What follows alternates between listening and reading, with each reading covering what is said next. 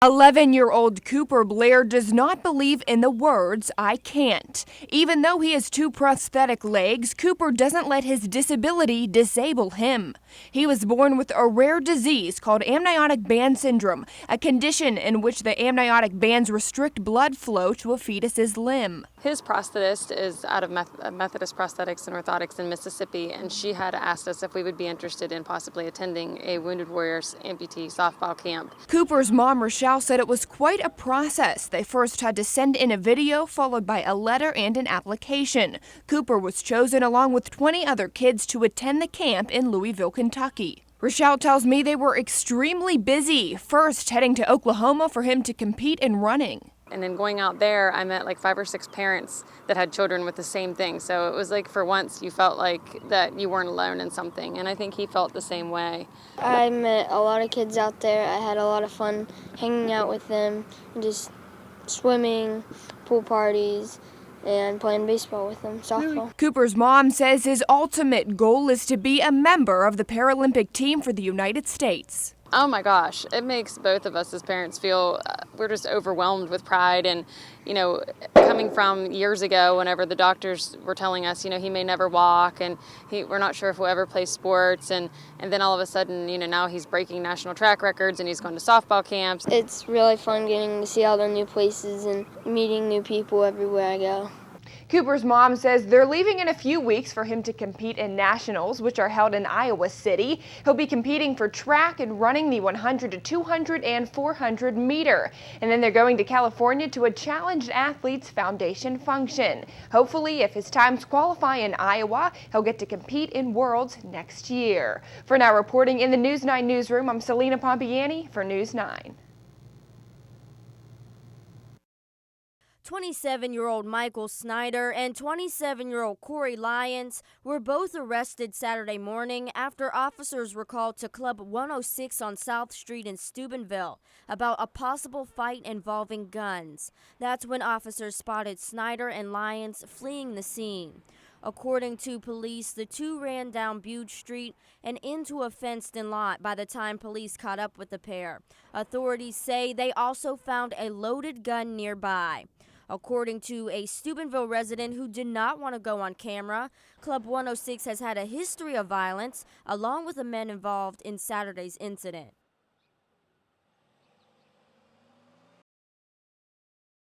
April 30th, 1968, the life-changing date that sticks with this Vietnam Army vet every day. Jim Nedley was just 17 when his best friend, James White, was shot dead next to him on the battlefield. I swore that I would be in touch, get in touch with him and family. Jim was all but left for dead after the bodies of his slain friend and other fallen troops were picked up by helicopters. But he made it out and kept that promise to find James's family and carry out his memory.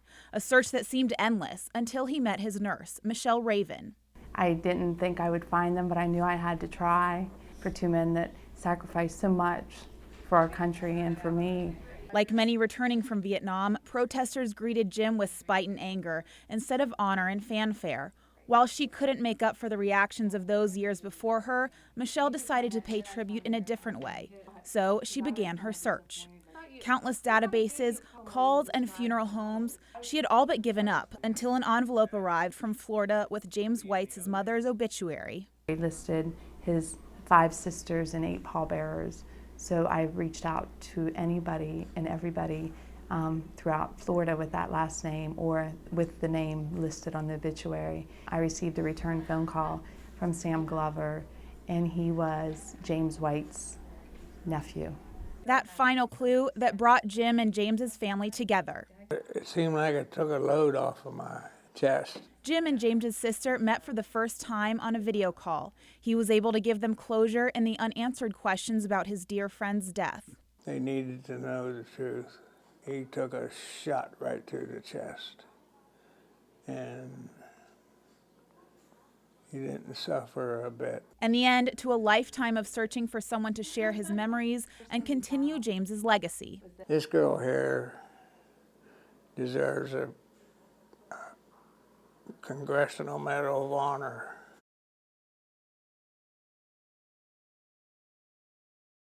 His hat may have been able to hide his face, but the truth, as investigators see it, was something that Jason Rivers couldn't conceal: rape of a young child. When I looked at the evidence today, I was just literally sick.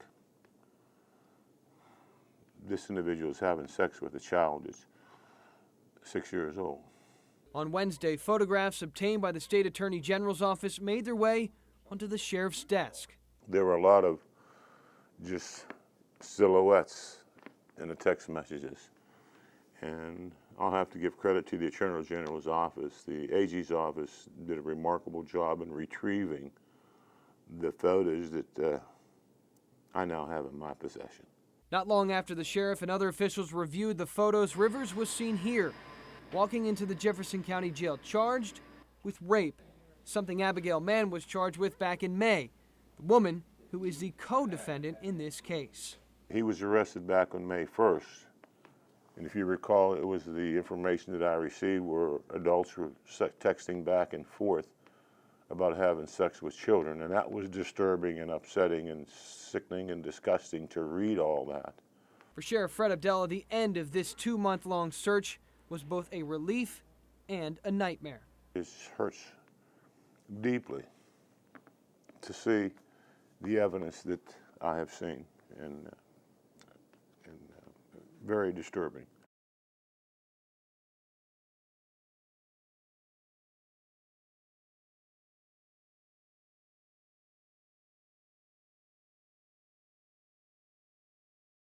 Throughout Saturday and Sunday, temperatures have reached well into the 90s, making this the hottest week in the Ohio Valley has seen all year. And while the heat wave is making many uncomfortable, many businesses are saying they're benefiting from those trying to beat the heat. As of lately, the Fallensby Pool has seen a dry spell due to all of the rain in the valley.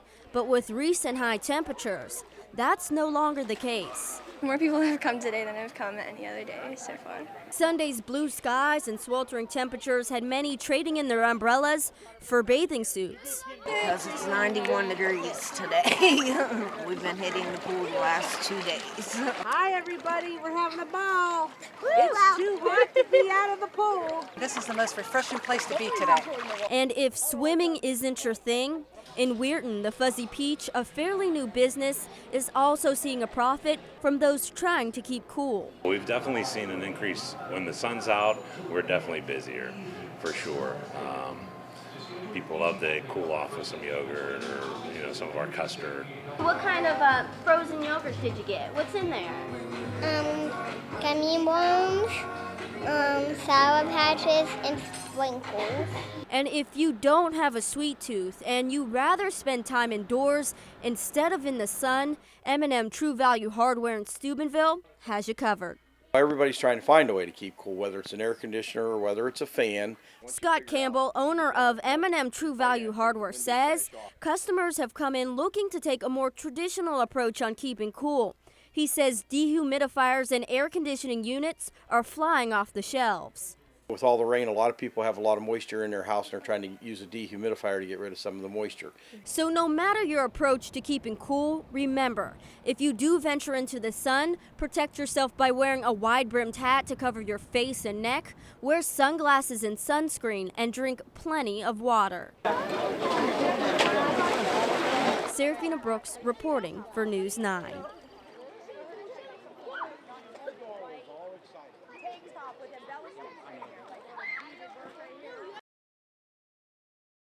Brian Cronin is a hero because he made sure he ran through the whole plant, making sure that everybody got out safely. An unexpected day at work for more than a dozen employees. Fast flames broke out at the Hall China Company in East Liverpool. It all happened around 5:30 Monday evening.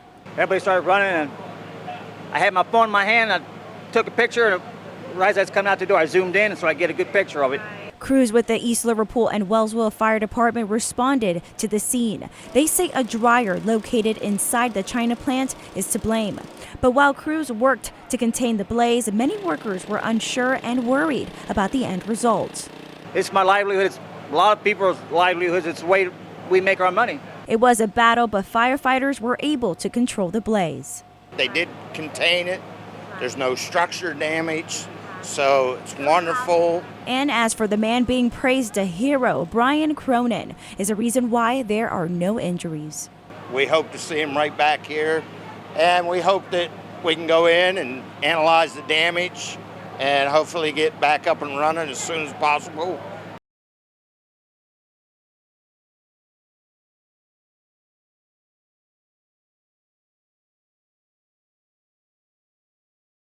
Monday was a calm and relaxing day at the Warren Township Memorial Pool. But a little more than 24 hours ago, being poolside wouldn't have been your idea of relaxation. I was watching my diving area, and all I seen was someone scream for help, and I saw a little boy's face. 16-year-old Logan Totterdale is in her first year as a lifeguard at Warren Township Memorial Pool. The training she was told she'd probably never need to use helped save a 5-year-old boy's life.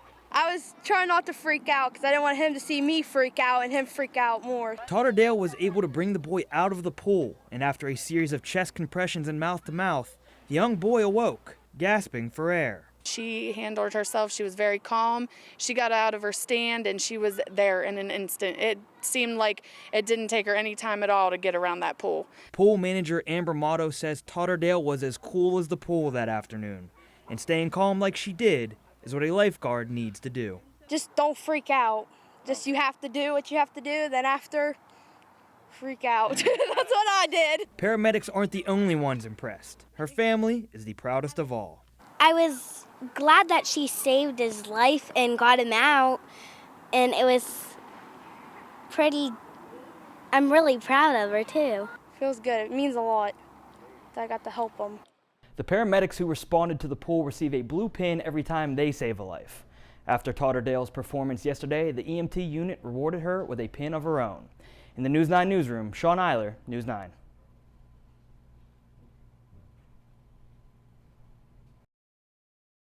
It starts with someone just like Tom Campion, a local pipe fitter with a small business and a hard luck story. A man who completed a job and never saw a dime. It's real frustrating. To get lied to all the time is frustrating. You just survive. You just go on to the next one. Campion is one of many vendors in the Ohio Valley with a story to tell about the Weirton Area Port Authority, a group that just 2 weeks ago was given 30 days by the state to shut it down. In our opinion, the cease and desist eliminates all their powers under the local port district. But eliminated or not, the group presses on, posting on Facebook, operating a website, and conducting business just a short distance away from their listed address, a building that now sits empty. I evicted them from this building a couple years ago, and we really want no ties with them. We don't feel they're legitimate, and like I say, I'm concerned over the citizens. On Wednesday night, we tracked down the group's leaders after repeated phone calls went unanswered, and they weren't thrilled to see us, but still decided to go on camera. Because of the recent developments and the legal aspect side of it, until the legal review on our side's done, I can't really comment on the specifics, but I can say that we're going to continue to do everything we can, as we've stated, that in support of the community, and we intend on reviewing and appealing whatever process there is, because we feel like we're following all the right procedures and everything else. Leaders also say they have every right to keep operating as long as the public side of the project is shut down. Of course, that contradicts what the state is saying, citing the order which clearly forbids the group from operating as not only the Port Authority, but the Port Authority, Inc., Tri-State Port Management, or Inland Services, LLC. One of the things that we don't want them doing is representing themselves as a autonomous state agency of the West Virginia Public Port Authority.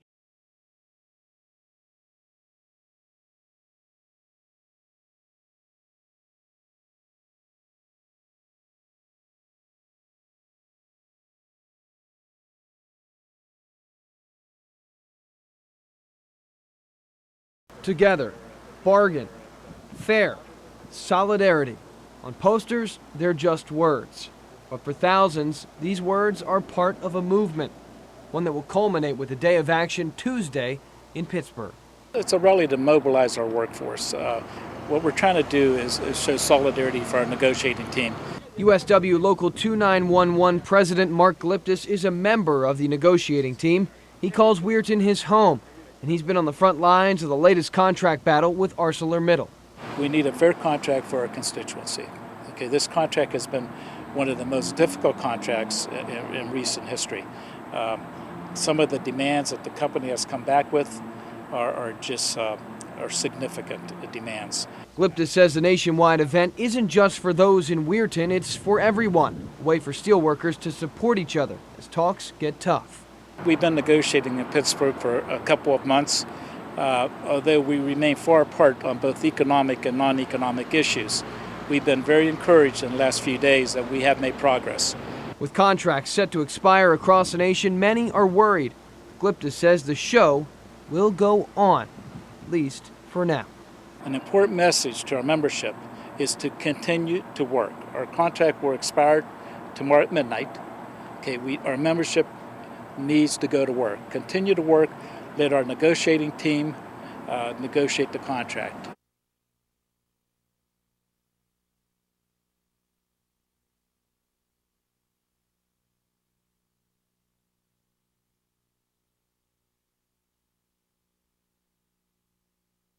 Believe it or not, that money is only being used for engineering and design work across the valley and the state. Many are reacting to the good news. The plan is coming together, and for Belmont County and the Ohio Valley, it's exciting. This is a big, big deal for the region, not only for Belmont County, for our state, but folks, it is a really big deal for the people that live and work in eastern and southeastern Ohio. An ethane cracker plant, now just a $100 million study away from changing the landscape of the Ohio Valley and the old Berger power plant site in Meade Township. I have a lot of confidence that this project will move forward.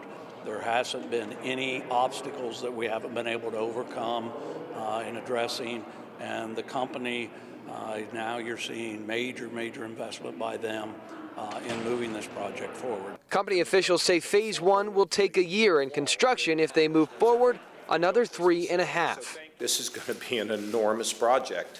It can take 4.5 years to build this thing. I mean, this is not some little hut we're building. This is a big-time operation. It's a big-time operation with the potential to create thousands of construction jobs and hundreds of permanent jobs. What I've seen growing up was a deterioration of the manufacturing base and all the good jobs, and this is something that, no, it's a first for me at this level. I mean, we've had a lot smaller projects, but something like this is just, really, it's hard to imagine. Everywhere I go, people tell me how important it is that we need to create good paying, living wage jobs. And this announcement today is the beginning, I think, of the potential for those kinds of jobs. PTT Global Chemical is expected to make a final investment decision in 2016 or 2017.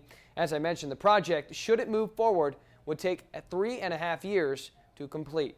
In the newsroom, I'm Ryan Eldridge for News 9 Sunrise.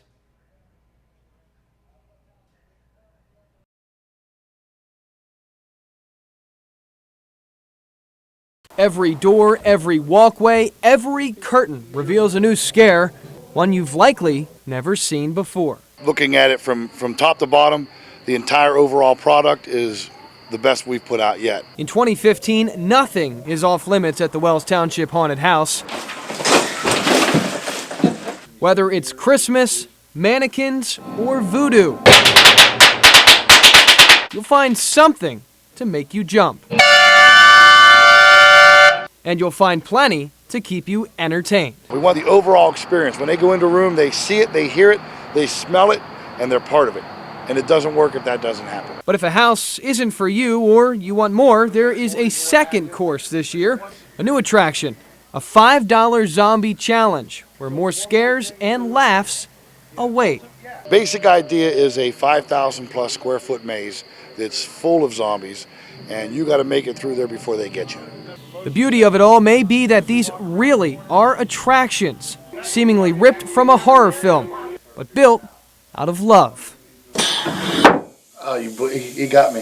I swear to God, I hope you had the record button.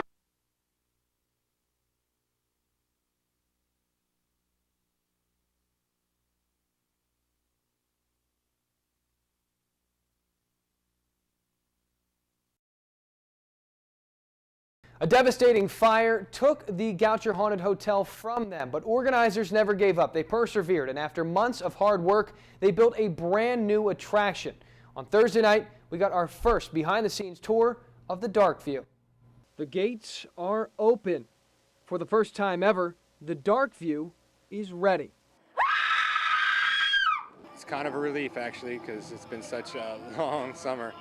But in the end, we're pretty excited about it. Tucked into the woods of Jefferson County, this all-new haunted attraction seeks to capitalize on a historic name and thrill its guests. We have a lot more space. We are 3 themed attractions now instead of just the one hotel. We have plenty of room to expand now. And but I think when people come through, they're going to recognize the Goucher brand. They're going to recognize how we pay attention to the detail. They're going to recognize our extremely talented actors that we have. And I don't think that they'll be disappointed. From a farmhouse.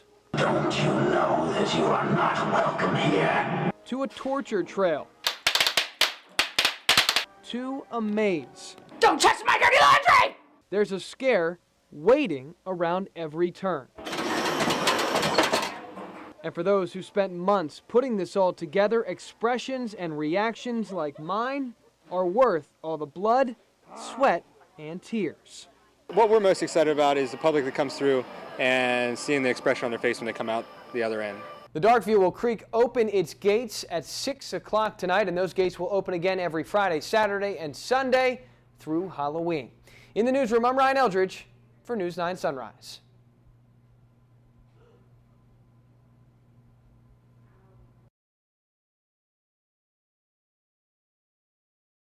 It all started Tuesday afternoon at a home here in West Wheeling. Deputies arrived to serve a warrant, only to find the man they're looking for won't go quietly. When our deputies got here, we couldn't figure out which guy was, Buck Allen Ward. He fled through the house. He actually went through the house. We deployed a taser at one point. One of our deputies did. He ran up the steps after the taser was deployed, and the taser was unsuccessful. He ran up steps, and when my deputy ran the corner up steps, he threw a beer bottle at one of my deputies, so my deputy backed off. Investigators say Buck Allen Ward, whose photograph has yet to be released, then jumped out of a second-story window and sprinted across State Route 7 into this heavily wooded area. We set up a perimeter, but was unsuccessful. Like I said, we really want to try to get this individual into custody. Officials say Ward is wanted for felony aggravated robbery and could be a danger to the public. Are you guys going to continue to search the area, or are you hoping at this point you can get information from the public and locate him at another time? That would be both. We keep going up and down through here, just not heavily extensive like we were at first. He could be anywhere at this point.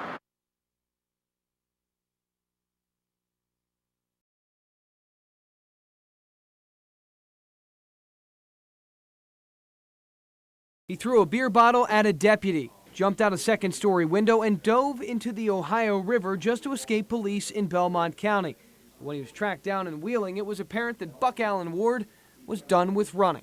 We received a tip he was on 29th Street in the South Wheeling area. One of our cruisers was traveling down that area, saw him, turned around and approached him just to make sure that's who he was, and Mr. Ward gave himself up without any type of a struggle, which was a little surprising, but the arrest was completed, nobody was hurt, and he was since been transported down to the regional jail in Moundsville. Before he made the trip to Moundsville, Ward appeared in court, where he was arraigned by Magistrate Joe Roxby, charged with being a fugitive from justice. Well, we have a very good working relationship with the authorities over in Ohio also. Of course, we knew they were looking for Mr. Ward yesterday. We provided whatever services we could along the river while they were searching for him yesterday. We're happy to do that. Unfortunately, he was not able to be found. They provided the information on his warrant and descriptions. Of course, we already knew a lot of that. And once we saw him, we were more than happy to pick him up for him and put him where he belongs. Investigators in Wheeling say Ward isn't someone that just recently popped onto their radar. They say he's out on bond for malicious wounding and has been in trouble before. We've dealt with Mr. Ward on numerous occasions. He has been a troublesome individual, and he gets involved in a lot of things, and this time he went into the big time, and that's sad to say, but unfortunately he'll be probably spending quite a few years in prison.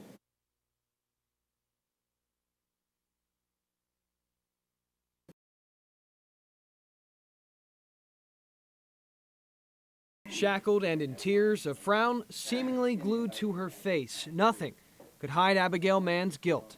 As to the crime of rape and contravention of Ohio Revised Code 2907-02, a felony of the first degree, how do you plead?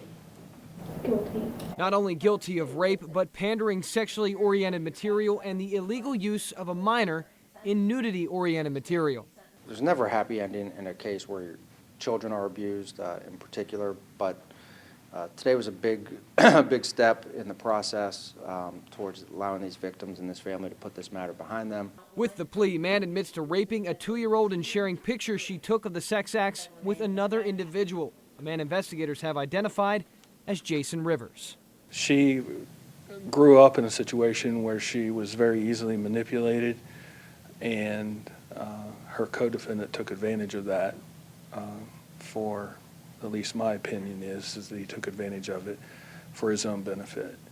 And she got caught up in it. She committed the crime. She's accepted responsibility for it. What will happen to Rivers is unclear. Mann now knows what her fate could be when she faces a judge for sentencing. We are recommending a term of life in prison as a result of her guilty plea today.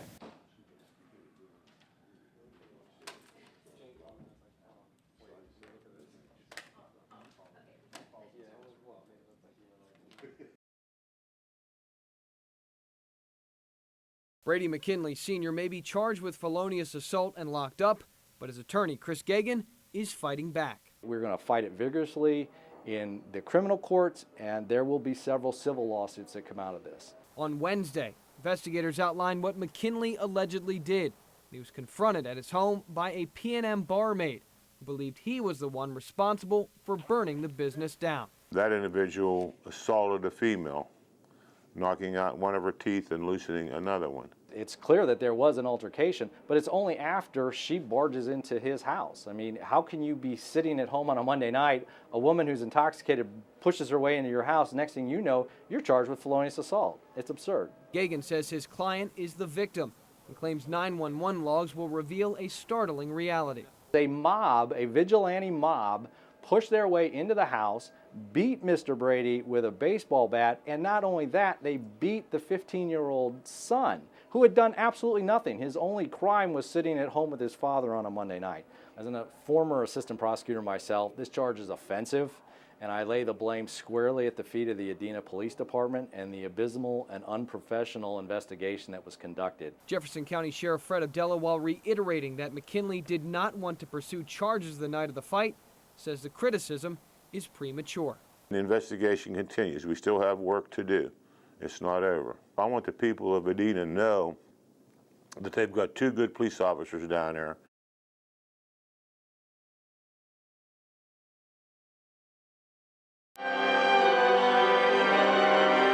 It takes a lot to produce the sweet sounds of the Wheeling Symphony. The brass section, the woodwinds, and of course the strings. But this time, for the celebration of Sibelius's 150th anniversary, a very special instrument and guest artist will contribute to the booming sound that fills the Capitol Theater.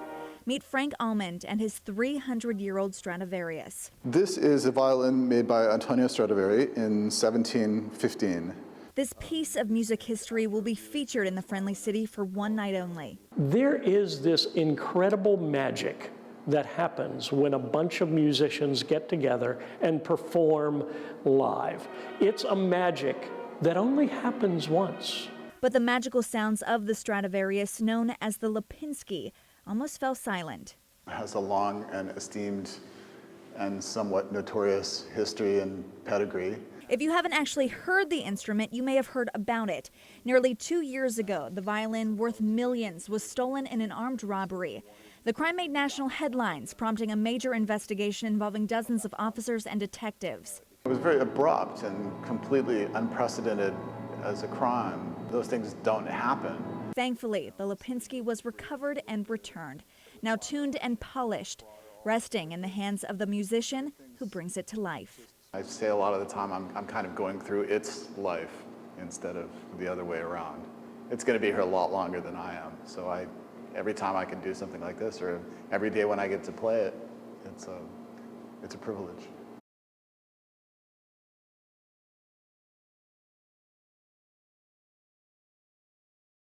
It was free, but many walked away with an education worth thousands and a story worth the price of a novel. I have stage 4 melanoma, which is very difficult. There's no cure.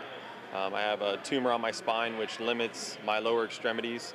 Some days are much better than others. Some days just walking is a challenge.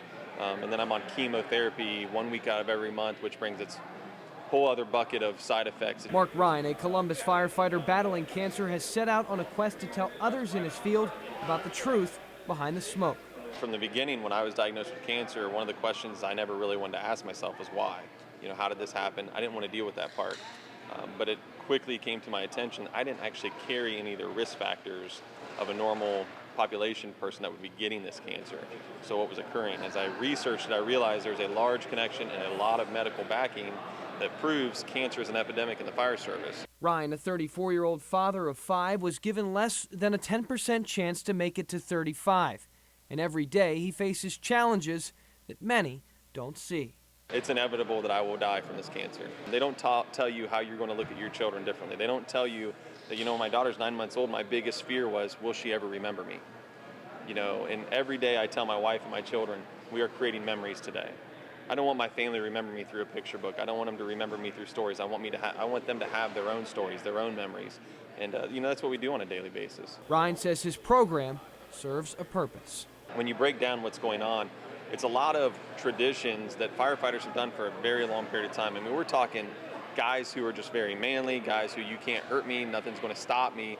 We're going into these fires afterwards when the fire is out and it's been deemed safe, but yet we're not really understanding what's in the environment. And we might not go in no longer wearing an SCBA or wearing all of our gear, and we're going to continue to work in this environment.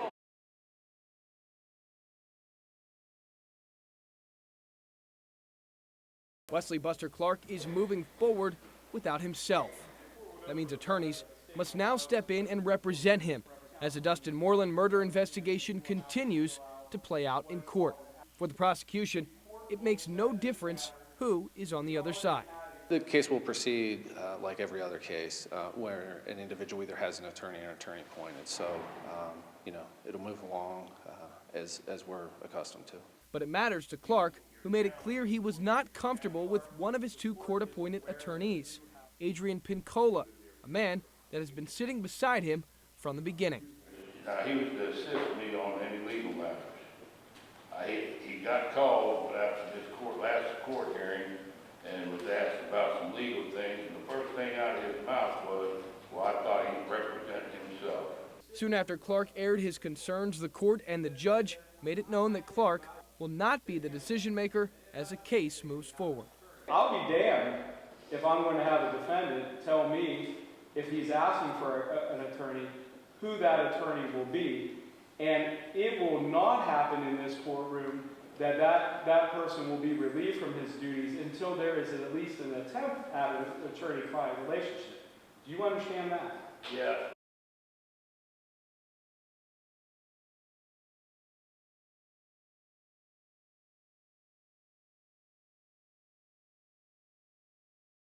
The Monroe County Sheriff's Office and their canine unit are always looking for help. I hope to put a 4th canine on sometime beginning of next year, so we'd have a dog available at all times, every shift. The office is always looking for a charitable contribution. On Monday, they found it, and it came from an unlikely group. I like the animals, and I also like the police officers because they go out and do what they have to do.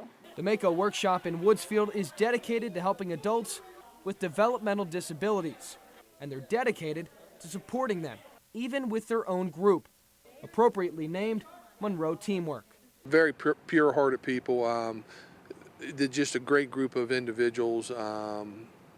Very happy to be around. It's just very refreshing to be able to take a donation like this, because usually what we work with is the negative and the dark side, and it was very refreshing to be able to just have a little bit of time with these individuals. Together, Monroe Teamwork would work tirelessly during the Monroe County Fair to help the community and the dogs that they all love. I'd like to help them out with the dogs and to keep them healthy and and food, everything.